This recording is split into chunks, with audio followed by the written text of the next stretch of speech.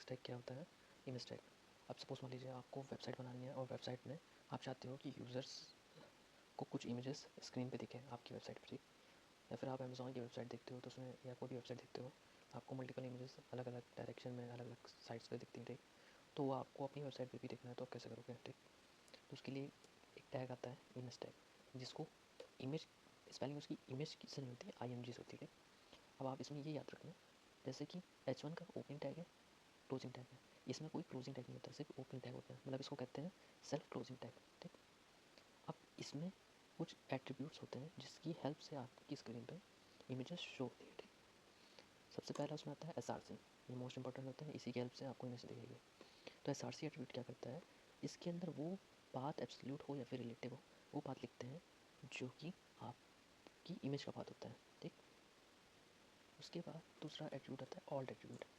Alt attribute वो attribute होता है जब आपकी वेबसाइट में अगर कोई नेटवर्क इशू है, डेटा इशू है, या फिर इमेज प्रॉपर्ली ओपन नहीं हो रही है, तब यूज़ करते हैं, ठीक।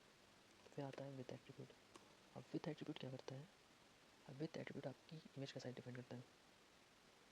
उसके बाद आता है फोर्थ मोस्ट इंपॉर्टेंट, लोडिंग क्या होता है।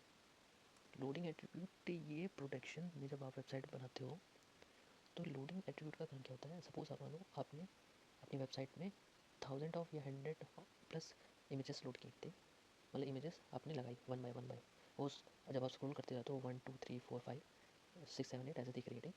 तो आपकी जब वेबसाइट आप क्लिक करोगे, अपनी वेबसाइट को ओपन करोगे, तो जो 100 इमेजेस है एक साथ अगर लोड हो गई, मतलब स्क्रीन में दिख गई, तो आपकी वेबसाइट बहुत स्लो चलेगी या लैग करेगी। बट आप चाहते हो कि सारी इमेजेस ओपन हो मगर वन बाय वन करके, मतलब पहले 1 सेकंड में 4 हो, दूसरे सेकंड में 6 हो, ऐसे करते करते। तो उसको करने के लिए यहाँ पे आपको लोडिंग में लेज़ी लिखना पड़ता है, ठीक। तो ये बहुत ही इंपॉर्टेंट होता है, ठीक। आप ये समझ गए। अब मैं विथ को यहाँ पे 600 पिक्सल दे देता हूँ, मतलब इमेज का साइज़ कितना आप अपनी वेबसाइट के हिसाब से साइज डिफाइन करो। ऑल्ट में लिख देता हूँ कि अगर इमेज ओपन नहीं होती है तो क्या लिखें, नॉट ओपन, या फिर लिख देता हूँ इमेज नॉट ओपन, ठीक। अब SRC के अंदर क्या लिखोगे, मैंने कहा कि जिस इमेज को आपको ऐड करना है, सपोज मान लीजिए मैंने ब्लॉग वेब पे लिखा। अब ये ब्लॉग वेब पे मैंने कहाँ लिखा है, ये मेरी इमेज है, ठीक है। मैंने इसका नाम एक्सटेंशन के साथ लिख दिया, ठीक। अब इसको मैं सेव करता हूँ। सेव करने पे मैं यहाँ पे आता हूँ, अभी थोड़ा सा लोड होगा, देखें यही आपकी जो ब्लॉग वेब पे की इमेज थी आपको ये दिख गई। इसका साइज़ मैंने 600 पिक्सल लिखा था, ठीक। और जो ऑल्ट में लिखा था नॉट ओपनड, वो तब आता स्क्रीन पे जब आपकी इमेज ओपन ना हो रही होती, ठीक। और जो लोडिंग के अंदर लेज़ी लिखा था, वो करता क्या, अगर यहाँ पे मैं ऐसे मतलब कि स्क्रॉल करूँ, यहाँ पे स्क्रॉल वाल जो आता है, ये तब यहाँ पे लेज़ी लोडिंग ऐसे चलती है, यहाँ पे मतलब सर्कल ऐसा बनता है। पहले सपोज मान लीजिए आपकी 100 या 50 इमेजेस है, पहली इमेज ये है, उसके बाद सेकंड, फिर इसके नीचे सेकंड, फिर थर्ड फोर्थ फिफ्थ, मतलब यहाँ पे स्क्रॉल करेंगे नीचे तक तब ऐसे दिखनी चाहिए थी। तो आपको होगा क्या कि पहले ओपन होगा, फिर जब स्क्रॉल सडन से आप नीचे करोगे तो आपको इमेज के ऊपर ऐसे सर्कल दिखेंगे, ठीक। तो ये लोडिंग का काम है, ये आपको यूज़र को बताती है कि इमेज आपकी लोड हो रही है, अभी ओपन होगा, थोड़ा सा वेट करो, ठीक है। ये लोडिंग आप हमेशा यूज करना, देखो इससे आपकी वेबसाइट की परफॉर्मेंस सही होती है, ठीक।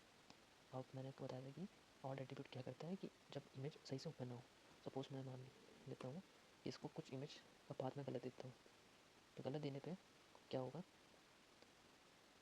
ये देखिए इमेज नॉट ओपन, ठीक है। तो अब इससे ये हुआ कि आपको ये पता चल गया कि इमेज है बट ओपन नहीं हो रही है, ठीक है। तो ये 4 एट्रीब्यूट आपकी इमेज में यूज़ होते हैं।